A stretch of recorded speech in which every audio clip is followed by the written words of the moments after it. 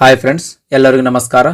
ಉದ್ಯೋಗ ಮಾಹಿತಿ ಯೂಟ್ಯೂಬ್ ಚಾನಲ್ಗೆ ತಮಗೆಲ್ಲರಿಗೂ ಆತ್ಮೀಯ ಸ್ವಾಗತ. ವಿವಿಧ ಬ್ಯಾಂಕ್ಗಳಲ್ಲಿ ಖಾಲಿ ಇರುವ ಪ್ರೊಬೇಷನರಿ ಆಫೀಸರ್ಸ್ ಅಥವಾ ಮ್ಯಾನೇಜ್ಮೆಂಟ್ ಟ್ರೇನೀಸ್ ಹುದ್ದೆಗಳ ನೇಮಕಾತಿಗಾಗಿ IBPS ಇಂದ ಅಧಿಸೂಚನೆ ಹೊರಡಿಸಿರುವಂಥದ್ದು. ಅಧಿಸೂಚನೆಯ ಸಂಪೂರ್ಣ ಮಾಹಿತಿ ಈ ವಿಡಿಯೋದೊಳಗಿರ್ತದೆ, ಹಾಗಾಗಿ ವಿಡಿಯೋ ಕೊನೆ ತನಕ ನೋಡ್ರಿ. ಯಾವ ಬ್ಯಾಂಕ್ಗಳಲ್ಲಿ ಹುದ್ದೆಗಳು ಖಾಲಿ ಅದಾವ ಅಂತ ಅನ್ನೋದ್ರ ಬಗ್ಗೆ ನೋಡೋದಾದ್ರೆ bank of Baroda, Canara bank, Indian overseas bank, UCO bank, bank of India, central bank of India, Punjab national bank, union bank of India, bank of Maharashtra, Indian bank, Punjab and Sindh bank. ಇವಿಷ್ಟು ಬ್ಯಾಂಕ್ಗಳಲ್ಲಿ ಪ್ರೊಬೇಷನರಿ ಅಥವಾ ಮ್ಯಾನೇಜ್ಮೆಂಟ್ ಟ್ರೇನಿ ಹುದ್ದೆಗಳ ಖಾಲಿ ಇರುವಂಥದ್ದು. ನೆಕ್ಸ್ಟ್ ಹುದ್ದೆಗಳ ವಿವರದ ಬಗ್ಗೆ ನೋಡೋದಾದ್ರೆ ಅಂದ್ರೆ ಯಾವ್ಯಾವ ಬ್ಯಾಂಕ್ಗಳಲ್ಲಿ ಎಷ್ಟೆಷ್ಟು ಹುದ್ದೆಗಳ ಖಾಲಿ ಅದಾವ, ಆಮೇಲೆ ಒಟ್ಟು ಎಷ್ಟು ವೇಕೆನ್ಸಿ ಖಾಲಿ ಅದಾವ ಅಂತ ಅನ್ನೋದ್ರ ಬಗ್ಗೆ ನೋಡೋದಾದ್ರೆ ಭಾರತದಾದ್ಯಂತ ಒಟ್ಟಾರೆಯಾಗಿ 5208 ಹುದ್ದೆಗಳು ಖಾಲಿ ಇರುವಂಥದ್ರಿ.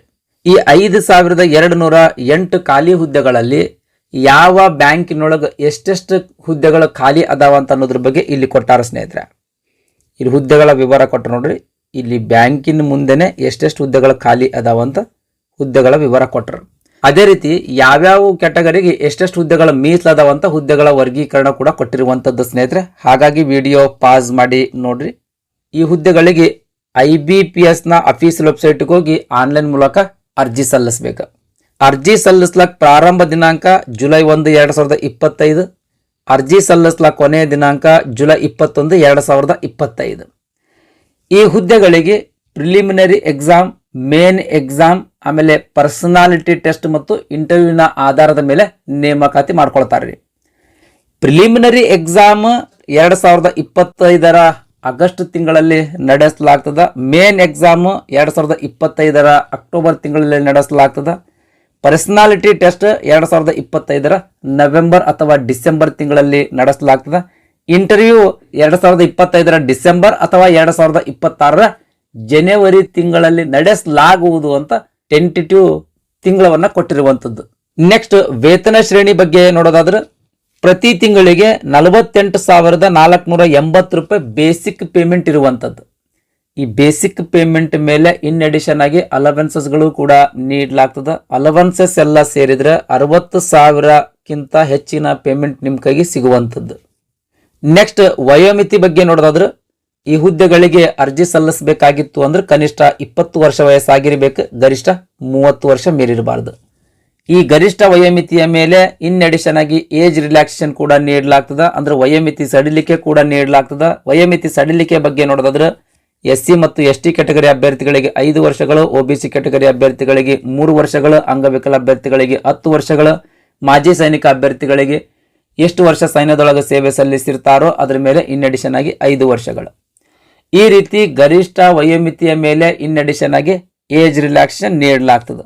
ನೆಕ್ಸ್ಟ್ ಎಜುಕೇಶನ್ ಕ್ವಾಲಿಫಿಕೇಶನ್ ಬಗ್ಗೆ ನೋಡೋದಾದ್ರೆ ಯಾವುದೇ ಡಿಗ್ರಿ ಪಾಸ್ ಮಾಡಿರ್ತಕ್ಕಂಥ ಅಭ್ಯರ್ಥಿಗಳು ಈ ಹುದ್ದೆಗಳಿಗೆ ಅರ್ಜಿ ಸಲ್ಲಿಸಬಹುದು. ಯಾವುದಾದ್ರೂ ಡಿಗ್ರಿ ಆಗಿರ್ಬೋದು, ಅದು BA ಆಗಿರ್ಬೋದು, BCom ಆಗಿರ್ಬೋದು, BBA ಆಗಿರ್ಬೋದು, BCA ಆಗಿರ್ಬೋದು, BE ಆಗಿರ್ಬೋದು ಅಥವಾ BTech ಆಗಿರ್ಬೋದು. ಯಾವುದಾದ್ರೂ ಒಂದು ಡಿಗ್ರಿ ನೀವು ಪಾಸ್ ಮಾಡಿದ್ರಿ ಅಂತಂದ್ರೆ ಈ ಹುದ್ದೆಗಳಿಗೆ ಅರ್ಜಿ ಸಲ್ಲಿಸಬಹುದು. ಆ ಡಿಗ್ರಿಯನ್ನು ನೀವು ಜುಲೈ 21, 2025 ಒಳಗಾಗಿ ಮುಗಿಸಿರ್ಬೇಕ್ರಿ. ಇನ್ನು ಫೈನಲ್ ರಿಸಲ್ಟ್ ವೇಟ್ ಮಾಡ್ತಾ ಇರ್ತಕ್ಕಂಥವ್ರು ಅಥವಾ ಫೈನಲ್ ಇಯರ್ ಓದುತ್ತಾ ಇರ್ತಕ್ಕಂಥ ಅಭ್ಯರ್ಥಿಗಳು ಈ ಹುದ್ದೆಗಳಿಗೆ ಅರ್ಜಿ ಸಲ್ಲಿಸ್ಲಾಕ ಎಲಿಜಿಬಲ್ ಇರಂಗಿಲ್ಲ.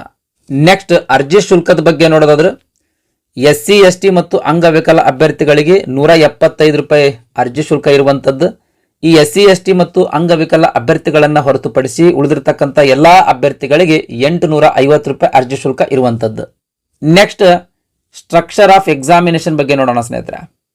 ಈ ಹುದ್ದೆಗಳಿಗೆ ಆಗ್ಲೂ ಹೇಳ್ದಂಗೆ preliminary exam, main exam, personality test ಮತ್ತು ಇಂಟರ್ವ್ಯೂನ ಆಧಾರದ ಮೇಲೆ ನೇಮಕಾತಿ ಮಾಡ್ಕೊಳ್ತಾರೆ. ಮೊದಲೇ ನಾವು ಪ್ರಿಲಿಮಿನರಿ ಎಕ್ಸಾಮಿನೇಷನ್ ಬಗ್ಗೆ ನೋಡೋಣ ಸ್ನೇಹಿತರೆ. ಈ ಎಕ್ಸಾಮ್ದೊಳಗೆ objective type multiple choice answers ಕ್ವಶನ್ಸ್ಗಳು ಇರ್ತಾವ್ರಿ. ಅಂದ್ರೆ ಟಿಕ್ ಹಾಕುವಂಥ ಪ್ರಶ್ನೆಗಳು. ಪ್ರತಿ ಪ್ರಶ್ನೆಗೆ 4 ಆಪ್ಷನ್ಸ್ಗಳು ಕೊಟ್ಟಿರ್ತಾರ. ಆ 4 ಆಪ್ಷನ್ಸ್ದೊಳಗೆ ಒಂದು ಸರಿಯಾದ ಉತ್ತರ ಇರ್ತದ. ಆ ಸರಿಯಾದ ಉತ್ತರವನ್ನು ನೀವು ಟಿಕ್ ಮಾಡೋದಿರ್ತದೆ. ಈ ರೀತಿ ಉತ್ತರ ಟಿಕ್ ಮಾಡುವಂಥ ಪ್ರಶ್ನೆಗಳು ಇರ್ತಾವೆ. 100 ಮಾರ್ಕ್ಸಿಂದ ಎಕ್ಸಾಮ್, 1 ತಾಸು ಸಮಯಾವಕಾಶ ಇರ್ತದೆ. ಕ್ವಶನ್ ಪೇಪರ್ 3 ಭಾಗಗಳಲ್ಲಿ ಡಿವೈಡ್ ಮಾಡಲಾಗಿರ್ತದೆ. English language, quantitative aptitude, reasoning ability. English ಲ್ಯಾಂಗ್ವೇಜಿಗೆ ಸಂಬಂಧಿಸಿದಂಗೆ 30 ಅಂಕದ ಪ್ರಶ್ನೆಗಳು ಕೇಳ್ತಾರೆ. Quantitative aptitude 30 marks, reasoning ability 40 marks. ಈ ರೀತಿ 3 ಪಾರ್ಟ್ಗಳಲ್ಲಿ ಕ್ವಶನ್ ಪೇಪರ್ನ ಡಿವೈಡ್ ಮಾಡಲಾಗಿರ್ತದೆ. ಎಕ್ಸಾಮ್ ಇಂಗ್ಲಿಷ್ ಮತ್ತು ಹಿಂದಿ ಭಾಷೆ ಒಳಗೆ ಇರ್ತದೆ. ಇಂಗ್ಲಿಷ್ ಮತ್ತು ಹಿಂದಿ ಭಾಷೆ ಒಳಗೆ ಇರ್ತದೆ. ಪ್ರತಿಯೊಂದು ಸಬ್ಜೆಕ್ಟ್ಗೆ 20 ನಿಮಿಷ ಸಮಯಾವಕಾಶ ಇರ್ತದೆ ರೀ. ಒಟ್ಟು 60 ನಿಮಿಷದ ಸಮಯಾವಕಾಶ ಇರ್ತದೆ. ಅಂದ್ರೆ ಈ ಎಕ್ಸಾಮ್ 60 ನಿಮಿಷ ಇರ್ತದೆ. ಇಲ್ಲಿ ನೆಗೆಟಿವ್ ಮಾರ್ಕ್ಸ್ ಇರಂಗಿಲ್ಲ ರೀ.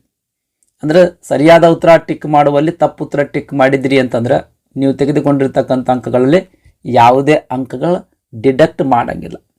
ಆಮೇಲೆ ಇದೊಂದು ಕ್ವಾಲಿಫೈಯಿಂಗ್ ಎಕ್ಸಾಮ್ ಇದ್ದಂಗೆ ರೀ. ಈ ಪ್ರಿಲಿಮಿನರಿ ಎಕ್ಸಾಮ್ನಲ್ಲಿ ಅತಿ ಹೆಚ್ಚು ಅಂಕ ಗಳಿಸಿದ್ರಿ ಅಂತಂದ್ರೆ ಮಾತ್ರ ನಿಮ್ಗೆ ಮೇನ್ ಎಕ್ಸಾಮ್ಗೆ ಸೆಲೆಕ್ಟ್ ಮಾಡ್ತಾರೆ. ಓಕೆ ರೀ. ಆಮೇಲೆ ಪ್ರತಿಯೊಂದು ಸಬ್ಜೆಕ್ಟ್ನಲ್ಲಿ English language 30 marks, quantity aptitude 30 marks, reasoning ability 40 marks, ಈ ರೀತಿ ಪ್ರಶ್ನೆ ಕೇಳಿರ್ತಾರಲ್ರಿ. ಪ್ರತಿಯೊಂದು ಸೆಕ್ಷನ್ನಲ್ಲಿ ಮಿನಿಮಮ್ ಮಾರ್ಕ್ಸ್ ನೀವು ತಗೊಳ್ಬೇಕು. ಮಿನಿಮಮ್ ಕಟ್ ಆಫ್ ಮಾರ್ಕ್ಸ್ ತಗೊಂಡು ಪ್ರಿಲಿಮಿನರಿ ಎಕ್ಸಾಮ್ದೊಳಗೆ ಅತಿ ಹೆಚ್ಚು ಅಂಕ ಗಳಿಸಿದ್ರೆ ಮಾತ್ರ ಮೇನ್ ಎಕ್ಸಾಮ್ಗೆ ಸೆಲೆಕ್ಟ್ ಮಾಡ್ತಾರೆ. ಮಿನಿಮಮ್ ಮಾರ್ಕ್ಸ್ ಅಂದ್ರೆ ಎಷ್ಟು ತಗೊಳ್ಬೇಕ್ರಿ? ತದನಂತರದಲ್ಲಿ IBPS ಡಿಸೈಡ್ ಮಾಡ್ತಾರೆ. ಇದಿಷ್ಟು ಮಿನಿಮಮ್ ಮಾರ್ಕ್ಸ್, ಇದಿಷ್ಟು ಮಿನಿಮಮ್ ಕ್ವಾಲಿಫೈಯಿಂಗ್ ಮಾರ್ಕ್ಸ್, ಇದಿಷ್ಟು ಮಾರ್ಕ್ಸ್ ನೀವು ತಗೊಳ್ಳೇಬೇಕಂತ IBPSನವರು ನಂತರದಲ್ಲಿ ಡಿಸೈಡ್ ಮಾಡ್ತಾರೆ. ನೆಕ್ಸ್ಟ್ ಇನ್ ಮೇನ್ ಎಕ್ಸಾಮಿನೇಷನ್ ಬಗ್ಗೆ ನೋಡೋದಾದ್ರೆ, ಮೇನ್ ಎಕ್ಸಾಮಿನೇಷನ್ನಲ್ಲಿ ಆಬ್ಜೆಕ್ಟಿವ್ ಟೈಪ್ ಕ್ವಶನ್ಸ್ಗಳನ್ನು ಇರ್ತಾವ, ಡಿಸ್ಕ್ರಿಪ್ಟಿವ್ ಕ್ವಶನ್ಸ್ಗಳನ್ನು ಇರ್ತಾವ. ಅಂದ್ರೆ ಟಿಕ್ ಹಾಕೋ ಪ್ರಶ್ನೆಗಳು ಇರ್ತಾವ, ಆಮೇಲೆ ವಿವರಣೆ ಬರೆಯುವಂತ ಪ್ರಶ್ನೆಗಳು ಇರ್ತಾವ. ಓಕೆ ರೀ. ಮೊದಲು ಪಾರ್ಟ್ 1 ನೋಡೋಣ ಸ್ನೇಹಿತರೆ. ಪಾರ್ಟ್ 1ರಲ್ಲಿ ರೀಸನಿಂಗಿಗೆ ಸಂಬಂಧಿಸಿದಂಗೆ 60 ಅಂಕಗಳು, ಜನರಲ್ ಅಥವಾ ಎಕಾನಮಿ ಅಥವಾ banking awareness or digital or financial awareness, ಈ ವಿಷಯಗಳಲ್ಲಿ ಯಾವುದಾದ್ರೂ ಒಂದು ವಿಷಯಕ್ಕೆ ಸಂಬಂಧಿಸಿದಂಗೆ 50 ಅಂಕಗಳ ಪ್ರಶ್ನೆಗಳು ಕೇಳ್ತಾರೆ. English language 40, data analysis and interpretation 50. ಈ ರೀತಿ 4 ಸೆಕ್ಷನ್ಗಳಲ್ಲಿ ಕ್ವಶನ್ ಪೇಪರ್ ಇರ್ತದೆ. 4 ಸೆಕ್ಷನ್ಗಳಲ್ಲಿ ಭಾಗ 1ರ ಕ್ವಶನ್ ಪೇಪರ್ ಇರ್ತದೆ. 200 ಮಾರ್ಕ್ಸಿಂದ ಎಕ್ಸಾಮ್, 160 ನಿಮಿಷ ಸಮಯಾವಕಾಶ ಇರುವಂಥದ್ದು. 160 ನಿಮಿಷ ಸಮಯಾವಕಾಶ ಇರುವಂಥದ್ದು. ಭಾಗ 2ರಲ್ಲಿ ಡಿಸ್ಕ್ರಿಪ್ಟಿವ್ ಇರ್ತದೆ ರೀ. ಎಸ್ಸೆ ಮತ್ತು ಕಂಪ್ರೆನ್ಷನ್ ಬರೆಯೋದಿರ್ತದೆ, ಪ್ರಬಂಧ ಬರೆಯೋದಿರ್ತದೆ. 2 ಕ್ವಶನ್ಸ್ಗಳಿರ್ತಾವ, 25 ಮಾರ್ಕ್ಸ್ ಇರ್ತದೆ. ಅಂದ್ರೆ ಪ್ರತಿ ಪ್ರಶ್ನೆಗೆ 12.5 ಅಂಕ ಅಂತ ಡಿಸೈಡ್ ಮಾಡಿರ್ತಾರೆ, ನಿಗದಿಪಡಿಸಿರ್ತಾರೆ. 12.5 ಇಂಟು 2 ಅಂತಂದ್ರೆ 25 ಮಾರ್ಕ್ಸ್. ಓಕೆ ರೀ. ಇದು ಇಂಗ್ಲೀಷ್ನೊಳಗನೆ ಬರೆಯೋದಿರ್ತದೆ. ಡಿಸ್ಕ್ರಿಪ್ಟಿವ್ 30 ನಿಮಿಷ ಸಮಯಾವಕಾಶ ಇರ್ತದೆ. ಅಂದ್ರೆ ಒಟ್ಟಾರೆಯಾಗಿ 225 ಮಾರ್ಕ್ಸಿಂದ ಎಕ್ಸಾಮ್ ಸ್ನೇಹಿತರೆ ಇದು. ಆಮೇಲೆ 190 ನಿಮಿಷ ಸಮಯಾವಕಾಶ ಕೊಡ್ತಾರೆ. 6×3 18 ಅಂದ್ರೆ 3 ತಾಸು 10 ನಿಮಿಷ ಸಮಯಾವಕಾಶ ಕೊಡ್ತಾರೆ. ನೆಕ್ಸ್ಟ್ ಮೇನ್ ಎಕ್ಸಾಮಿನೇಷನ್ದೊಳಗೆ ಯಾರು ಅತಿ ಹೆಚ್ಚು ಅಂಕ ಗಳಿಸಿರ್ತೀರೋ ಅಂತ ಅಭ್ಯರ್ಥಿಗಳನ್ನ ಪರ್ಸನಾಲಿಟಿ ಟೆಸ್ಟಿಗೆ ಸೆಲೆಕ್ಟ್ ಮಾಡ್ತಾರೆ. ಪರ್ಸನಾಲಿಟಿ ಟೆಸ್ಟಿಗೆ ಸೆಲೆಕ್ಟ್ ಮಾಡ್ತಾರೆ. ನೋಡ್ರಿ, ಮೇನ್ ಎಕ್ಸಾಮ್ದೊಳಗೆ ಏನದಲ್ರಿ, ನೆಗೆಟಿವ್ ವ್ಯಾಲ್ಯೂಯೇಷನ್ ಇರ್ತದೆ ರೀ. ಮೋಸ್ಟ್ ಇಂಪಾರ್ಟೆಂಟ್ ಇದು ನೆಗೆಟಿವ್ ವ್ಯಾಲ್ಯೂಯೇಷನ್ ಇರ್ತದೆ. ಆಮೇಲೆ ಮೇನ್ ಎಕ್ಸಾಮಿನೇಷನ್ನು ಕೂಡ ಇಂಗ್ಲಿಷ್ ಮತ್ತು ಹಿಂದಿ ಭಾಷೆ ಒಳಗೆ ಇರ್ತದೆ. ಕನ್ನಡ ಭಾಷೆ ಒಳಗೆ ಎಕ್ಸಾಮ್ ಇರಂಗಿಲ್ಲ. ನೆಕ್ಸ್ಟ್ ನೆಗೆಟಿವ್ ವ್ಯಾಲ್ಯೂಯೇಷನ್ ಇರ್ತದೆ ರೀ. ಅಂದ್ರೆ ಸರಿಯಾದ ಉತ್ತರ ಟಿಕ್ ಮಾಡಿದ್ರೆ ಪ್ರತಿ ಸರಿ ಉತ್ತರಕ್ಕೆ ಒಂದು ಪ್ರಶ್ನೆಗೆ ಎಷ್ಟು ಅಂಕ ನಿಗದಿಪಡಿಸಿರ್ತಾರಲ್ರಿ ಅಷ್ಟು ಅಂಕ ನೀಡ್ತಾರೆ. ಇನ್ ಕೇಸ್ ಸರಿಯಾದ ಉತ್ತರ ನೀಡುವಲ್ಲಿ ತಪ್ಪು ಉತ್ತರ ಟಿಕ್ ಮಾಡಿರಿ ಅಂತ ತಿಳ್ಕೊಳ್ರಿ, ಪ್ರತಿ ಪ್ರಶ್ನೆಗೆ ಎಷ್ಟು ಅಂಕ ನಿಗದಿಪಡಿಸಿರ್ತಾರೋ ಅದರದ್ದು 1/4 ಅಂಕ ಡಿಡಕ್ಟ್ ಮಾಡ್ತಾರೆ. 1/4 ಅಂಕ ಡಿಡಕ್ಟ್ ಮಾಡ್ತಾರೆ. ಈ ರೀತಿ ನೆಗೆಟಿವ್ ವ್ಯಾಲ್ಯೂಯೇಷನ್ ಇರುವಂಥದ್ದು. Next personality test. ಆಮೇಲೆ ಪರ್ಸನಾಲಿಟಿ ಟೆಸ್ಟ್ ಆದಮೇಲೆ ಇಂಟರ್ವ್ಯೂ ಇರ್ತದೆ. ನೆಕ್ಸ್ಟ್ ಮೇನ್ ಎಕ್ಸಾಮಿನೇಷನ್ದೊಳಗೆ ತೆಗೆದುಕೊಂಡಿರ್ತಕ್ಕಂಥ ಅಂಕಗಳ ಆಧಾರದ ಮೇಲೆ ಫೈನಲ್ ಮೆರಿಟ್ ಲಿಸ್ಟ್ ಪ್ರಿಪೇರ್ ಮಾಡ್ತಾರೆ. ಮೇನ್ ಎಕ್ಸಾಮ್ದೊಳಗೆ ಅತಿ ಹೆಚ್ಚು ಅಂಕಗಳು ಯಾರು ಗಳಿಸಿರ್ತೀರೋ ಅಂತ ಅಭ್ಯರ್ಥಿಗಳನ್ನ ನೇಮಕಾತಿ ಮಾಡ್ಕೊಳ್ತಾರೆ. ಆದ್ರೆ ಈ ಇಂಟರ್ವ್ಯೂ ಕೂಡ ಪಾಸ್ ಆಗ್ಬೇಕು. ನೆಕ್ಸ್ಟ್ ಹೌ ಟು ಅಪ್ಲೈ, ಹ್ಯಾಂಗ್ ಅರ್ಜಿ ಸಲ್ಲಿಸೋದು ಅಂತ ಅನ್ನೋದಕ್ಕೆ ಸಂಬಂಧಿಸಿದಂಗೆ ಇಲ್ಲಿ ಗೈಡ್ಲೈನ್ಸ್ ಕೊಟ್ಟಾರೆ ಸ್ನೇಹಿತರೆ. ನೋಟಿಫಿಕೇಶನ್ ಲಿಂಕ್ ಈ ವಿಡಿಯೋದ ಡಿಸ್ಕ್ರಿಪ್ಷನ್ ಬಾಕ್ಸ್ನಾಗ ಕೊಟ್ಟಿರ್ತೀನಿ. ಆ ಲಿಂಕ್ ಮೇಲೆ ಕ್ಲಿಕ್ ಮಾಡೋದ್ರ ಮೂಲಕ ನೋಟಿಫಿಕೇಶನ್ ಡೌನ್ಲೋಡ್ ಮಾಡ್ಕೊಂಡು ಇದು ಹೌ ಟು ಅಪ್ಲೈ ಅಂತ ಏನು ಗೈಡ್ಲೈನ್ಸ್ ಕೊಟ್ಟಾರಲ್ರಿ ಅದನ್ನು ಕಂಪ್ಲೀಟ್ ಆಗಿ ಓದಿ ತದನಂತರ ಅರ್ಜಿ ಸಲ್ಲಿಸ್ರಿ. ಕರ್ನಾಟಕದೊಳಗೆ ಪ್ರಿಲಿಮಿನರಿ ಎಕ್ಸಾಮಿನೇಷನ್ ಸೆಂಟರ್ಸ್ ಇವಿಷ್ಟು ಸ್ಥಳಗಳಲ್ಲಿ ಇರುವಂಥದ್ದು, ಮೇನ್ ಎಕ್ಸಾಮಿನೇಷನ್ ಸೆಂಟರ್ಸ್ ಇವಿಷ್ಟು ಸ್ಥಳಗಳಲ್ಲಿ ಇರುವಂಥದ್ದು. ಇದಿಷ್ಟು ವಿವಿಧ ಬ್ಯಾಂಕ್ಗಳಲ್ಲಿ ಖಾಲಿ ಇರುವ ಪ್ರೊಬೇಷನರಿ ಆಫೀಸರ್ಸ್ ಹುದ್ದೆಗಳ ನೇಮಕಾತಿಗಾಗಿ IBPS ನಿಂದ ಹೊರಡಿಸಿರುವಂತಹ ಅಧಿಸೂಚನೆಯ ಸಂಪೂರ್ಣ ಮಾಹಿತಿಯಾಗಿತ್ತು.